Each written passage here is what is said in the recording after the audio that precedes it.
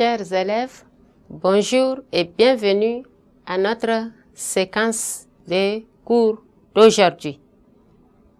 La leçon d'aujourd'hui est une leçon de vocabulaire qui porte sur la famille des mots, quelques préfixes usuels. Voilà. Maintenant, apprêtez vos stylos et vos cahiers et si vous êtes prêts, on y va. Bien, nous avons un petit texte à exploiter ici. Suivez bien.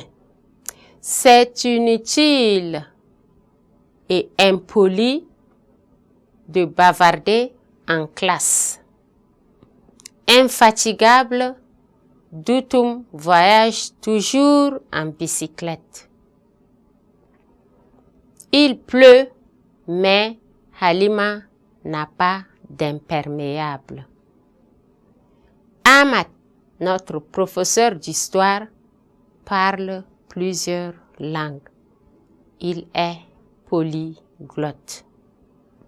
Je reprends. C'est inutile et impoli de bavarder en classe.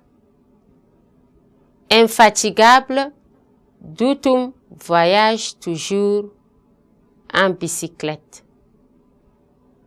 Il pleut, mais Halima n'a pas d'imperméable. Ahmad, notre professeur d'histoire, parle plusieurs langues. Il est polyglotte.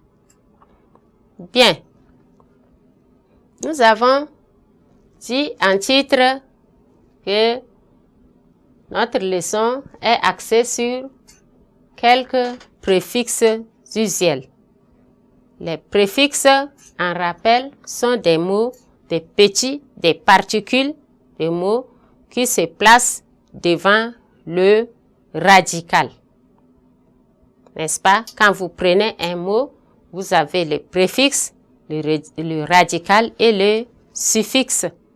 Donc, le préfixe est la particule qui se place avant le radical.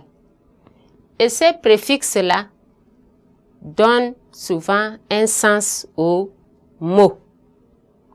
Dans ce texte, nous avons les préfixes, un, bi, poly.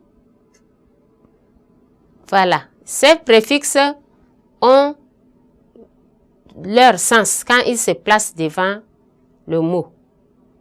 Donc, les préfixes qui se placent, ces particules-là, qui se placent devant le radical, lui donnent un sens. Ainsi,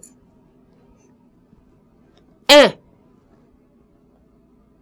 quand on dit inutile, c'est un in. Quand on dit impoli, c'est un qui s'écrit im parce qu'il y a le p. Donc, maintenant, quand on dit inutile, c'est le contraire de utile. Quand on dit impoli, c'est le contraire de poli. Ainsi, les préfixes un et un expriment le contraire. Quand vous le voyez devant un radical, il exprime le contraire. Donc, utile, c'est inutile. Ici, le un qui est écrit ici, devant le radical, exprime le contraire. Poli, impoli. Maintenant, nous avons le suffixe bi.